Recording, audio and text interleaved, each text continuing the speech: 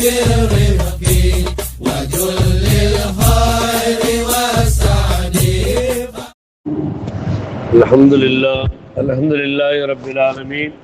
الصلاة والسلام عليك يا رسول الله. الصلاة والسلام عليك يا حبيب الله. الصلاة والسلام عليك يا رحمة للعالمين. அன்பிற்குரிய சகோதரர்கள் அல்லாஹ் நல்லடியார்களே, பயணத்தின் பொழுது தனித்து பயணம் செய்வதை முடிந்த அளவிற்கு தவிர்க்கப்பட வேண்டிய ஒன்று. ஏனென்று சொன்னால், பயண தோழர்களை நீங்கள் ஏற்படுத்திக் கொள்ளுங்கள், தனிமையில் நீங்கள் பயணம் செய்யாதீர்கள்.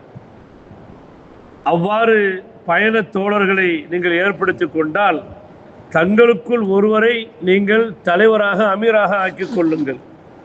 இது ஒரு விரும்பத்தக்க ஒரு விஷயமாகும் என்ற அடிப்படையிலே அப்துல்லாஹ் இப்னு உமர் ரலியல்லாஹு அன்ஹு அவர்கள் அறிவிக்கின்றார்கள், தனிமையில் தனியாக பயணம் செய்வதில் ஏற்படும் தீங்குகளை நான் அறிந்த அளவுக்கு மக்கள் அறிந்து கொண்டால் இரவில் தனியாக எந்த மனிதரும் பயணம் செய்ய மாட்டார் என்று நபிகள் பெருமானார் ஸல்லல்லாஹு அலைஹி வஸல்லம் அவர்கள் சொன்னார்கள். தனிமையில் தனியாக பயணம் செய்வதில் ஏற்படும் தீங்குகளை நான் அறிந்த அளவுக்கு மக்கள் அறிந்து கொண்டால் இரவில் தனியாக எந்த மனிதரும் பயணம் செய்ய மாட்டார் என்று நபிகள் பெருமானார் ஸல்லல்லாஹு அலைஹி வஸல்லம் அவர்கள் சொன்னார்கள்.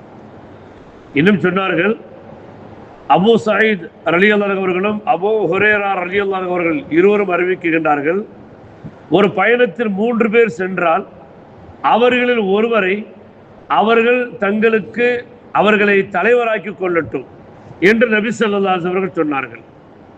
இன்னும் சொன்னார்கள், அப்துல்லாஹ் இப்னு அப்பாஸ் ரலியல்லாஹு அன்ஹு அவர்கள் அறிவிக்கக்கூடிய ஒரு ஹதீஸிலே, நண்பர்களில் சிறந்தது 4 பேர் நண்பர்களாக இருப்பதாகும். படை அணிகளில் சிறந்தது 400 பேர் கொண்ட படை அணியாகும்.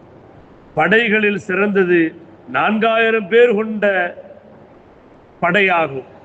12000 பேர் கொண்ட படை எண்ணிக்கை குறைவு காரணமாக தோற்கடிக்கப்பட மாட்டாது என்று நபிகள் பெருமானார் ஸல்லல்லாஹு அலைஹி வஸல்லம் அவர்கள் சொன்னார்கள். இந்த ஹதீஸ் எல்லாம் புகாரியிலும் அபூ தாவூத் திர்மிதியிலும் பதிவு செய்யப்படுகிறது. அப்ப இந்த நாயகம் ஸல்லல்லாஹு அலைஹி வஸல்லம் சொல்லக்கூடிய செய்திகளில் நீங்கள் இவ்வாறு ஆக்கிக் கொள்வது ஒரு சிறந்த ஒரு விஷயம். பயண தோழர்களில் 3 பேர் இருந்தால் 4 பேர் இருந்தால் ஒருவர் என்ன செய்யுங்க, அமீராக ஆக்கிக் கொள்ளுங்கள். அவர் சொல்லும் அடிப்படையில் நீங்கள் உங்களுடைய பயணத்தை அமைத்துக் கொள்ளுங்கள்.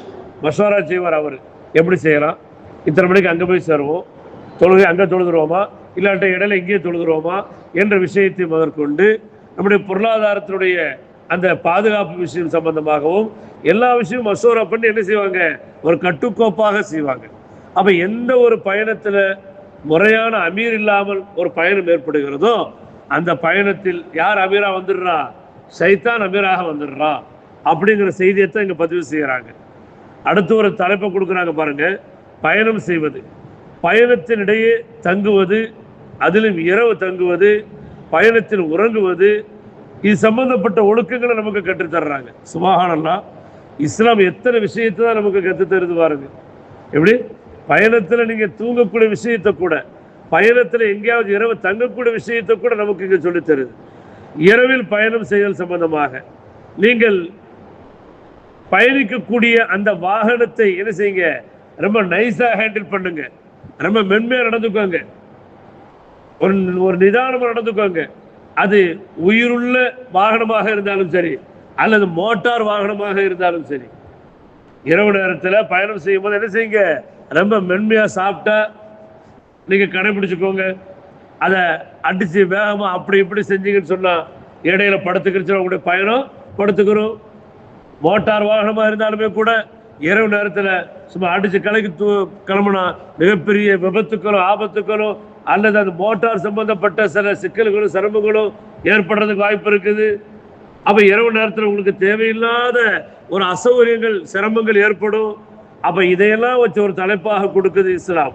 அப்போ நீங்கள் வாகனத்திடத்தில் மென்மையாக நடந்து கொள்ளுங்கள், வாகனத்துக்குண்டான நலனை பேணுங்கள். என்ன செய்யணும், அங்கங்கே நிப்பாட்டி அதற்கு வேண்டிய ஹக்கை நிறைவேற்றணும். அதுக்கு தண்ணி கொடுக்கணும், அதை கொஞ்சம் மேய விடணும், அதுக்கு கொஞ்சம் கால்களுக்கு ஓய்வு கொடுக்கணும். நம்ம ஒரு கார்லேயோ பைக்லேயோ வந்தாலும் கூட எங்கேயாவது நிப்பாட்டி அந்த ஹீட்டை, அந்த இன்ஜின் ஹீட்டை கொஞ்சம் ஆற வைக்கணும். ரேடியேட்டரில் தண்ணி இருக்குதான்னு செக் பண்ணணும். நம்ம அங்கங்கே நிப்பாட்டு தேநீர் குடிக்கிற மாதிரி சில பஸ்ஸுகளெல்லாம் பார்த்துருக்கோம்ல, இங்கே 10 நிமிஷம் வண்டி நிற்கும், இறங்கி டீ காஃபி குடிக்கிறோம் குடிச்சுக்கோங்க சொல்லிட்டு டிரைவர் என்ன பண்ணுவார், இறங்கி டயரை டக்கு டக்கு டக்குன்னு தட்டி பார்ப்பாரு. எப்படி இருக்குது டயரோட கண்டிஷன், எப்படி இருக்குது வாகனத்தோட கண்டிஷன், எப்படி இருக்குது, பயணிகளை கொண்டு போகிறோம், அடுத்தோட பயணத்தோட தொடர்ச்சி இருக்குது, அது நல்லபடியாக நடக்கணும். இது மாதிரியான சிந்தனைகள் எல்லாம் ஏற்படுத்துகிற மாதிரி இஸ்லாம் சொல்லக்கூடிய சில ஒழுக்க முறைகளை தான் இங்கே சொல்கிறாங்க. அப்போ வாகனத்தின் நலன் பேணுதல், வாகனத்தில் முடிந்தால் மற்றொருவரை ஏற்றுக்கொள்வது கூடும். நீங்கள் சிங்கரா போகிறீங்க, கூட ஒருத்தரை ஏற்றுக்கொள்றதுக்கு வாய்ப்பு இருந்தால் ஏற்றுக்கொள்ளுங்கள். வாகனத்தின் உரிமைகளில் குறைவு ஏற்படுத்தக்கூடியவரிடத்திலே நீங்கள் உரிமையை பேண வலியுறுத்துங்கள். வாகனத்தில் ஒருத்தர் லிஃப்ட் கேட்டு வர்றாரு, அவர் அந்த லிஃப்ட் கேட்டு வர்ற வண்டியில் ஏதாவது என்ன செய்கிறாரு, குறையை ஏற்படுத்துகிறாருன்னு சொன்னால் அப்படி செய்யாதீங்க. வண்டியை உண்டான அந்த ஹக்கை நம்ம பேணணும்னு சொல்லி அவருக்கு அறிவுரை சொல்லுங்க. இத்தனை விஷயங்களையும் கொடுத்து ஒரு தலைப்பாக கொடுத்து சில சப்ஜெக்டுகளை கொடுக்குறோம் நாங்கள். அல்லாஹ் அக்பர். வாகனத்தில் இவ்வளோ விஷயங்களை அல்லது பயணத்தில் இவ்வளோ விஷயங்களை நம்ம பேண வேண்டியது இருக்குதா, பயணத்தில் இவ்வளோ பெரிய ஒழுக்கங்களை நமக்கு மார்க்கம் சொல்லித்தருதா அப்படின்னு சொன்னால் ஆமாம் சொல்லித்தருது. என்ன சொல்லித்தருதுங்கிறத இன்ஷா அல்லாஹ் வரக்கூடிய நாட்களில் பார்க்கலாம். அல்லாஹ் ரப்பல் ஆலமீன் எதை சொன்னோம் எதை கேட்டோமோ அதனுடைய விலங்கி அமல் செய்யக்கூடிய நன்மக்களாக மேன்மக்களாக நம் அனைவரையும் புரிந்து கொள்வாராக.